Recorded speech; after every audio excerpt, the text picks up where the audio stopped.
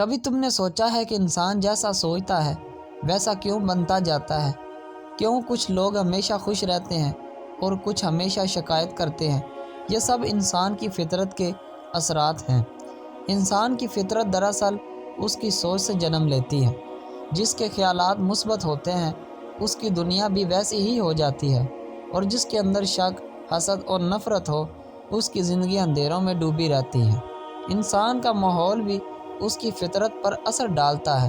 جس ماحول میں محبت، عزت اور سکون ہو وہاں رہنے والا انسان نرم دل اور پرامن بنتا ہے، لیکن جہاں صرف شور، مقابلہ اور نفرت ہو وہاں انسان کا دل سخت ہو جاتا ہے۔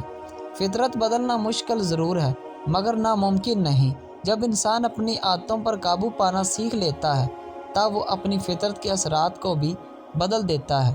صبح جلدی اٹھنے والا، شکر گزار اور دعا کرنے والا انسان وقت کے ساتھ بہتر، پرسکون اور کامیاب بن جاتا ہے۔ روحانیت انسان کی فطرت کو پاک کرتی ہے۔ جب دل اللہ کے ذکر سے روشن ہوتا ہے تو انسان کے اندر کا اندھیرا خود بخود مٹ جاتا ہے۔ تب انسان دوسروں کے لیے رحمت بن جاتا ہے، زحمت نہیں۔ یاد رکھو، فطرت کو بہتر بنانے والا انسان دنیا کو بھی بہتر بنا دیتا ہے۔ اپنی سوچ، عادت اور ماحول کو بدل لو، تمہاری دنیا خود بدل جائے گی۔